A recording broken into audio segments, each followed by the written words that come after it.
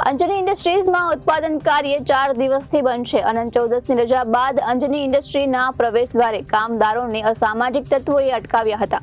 આગળના વર્ષની જેમ ફરીથી ઇન્ડસ્ટ્રીમાં ધમકીભર્યા પોસ્ટરો લગાવવામાં આવ્યા છે. પોસ્ટરો મારનાર છેલ્લા 7 વર્ષથી હજુ પકડાયા નથી.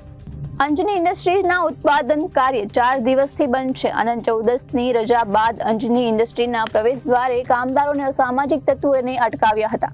આગળના વર્ષની જેમ જ ફરી ઇન્ડસ્ટ્રીમાં ધમકીભર્યા પોસ્ટરો લગાવવામાં આવ્યા છે. પોસ્ટર મારનાર છેલ્લા 7 વર્ષથી હજુ પકડાયા નથી. આ પોસ્ટર લાગતા કર્મચારીઓમાં ભયનો માહોલ જોવા મળ્યો છે. વેપારીઓ દ્વારા ગૃહમંત્રીને ટેલિફોનિક રજૂઆત કરી છે.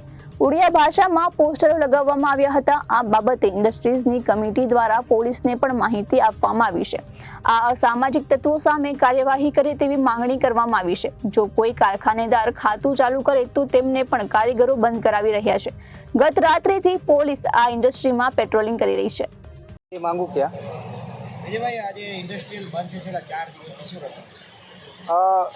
देखो उड़िया भाषाની અંદર છેલ્લા 7 વર્ષથી આ પ્રકારના પોસ્ટરો દિવાળી પછી લાગતા હોય છે. આ વખતે કોઈ ચોક્કસ લોકોએ નક્કી કર્યું છે કે ભાઈ આપણને દિવાળી પછીના જે સમયની અંદર પોસ્ટરો લાગે છે એમાં આપણને ફાયદો થતો નથી, એટલે આ વખતે દિવાળીના 1.5 મહિનાનો સમય હજી બાકી છે.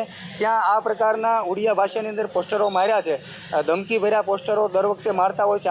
આ વખતે અલગ પ્રકારનું પોસ્ટર માર્યું છે કે ભાઈ જો કોઈ કામ પર જશે તો જવાબદારી પોતાની રહેશે. ત્યારે અમારી સુધી વાત પહોંચીને કારખાના બંધ થતાની સાથે જ અમે ઉચ્ચ અધિકારી સાહેબશ્રીને મળ્યા છીએ અને સઘન પોલીસ પ્રોટેક્શન અહીંયા લાદી દેવામાં આવ્યું છે અને પોલીસ સતત પેટ્રોલિંગ કરી રહી છે. ત્યારે અમે અમારી આશા છે, અપેક્ષા છે કે આ 2-4 દિવસની અંદર કે 5 દિવસની અંદર વાતાવરણ સ્થિર થાય અને પાછા રાબેતા મુજબ કારખાનાઓ શરૂ થાય.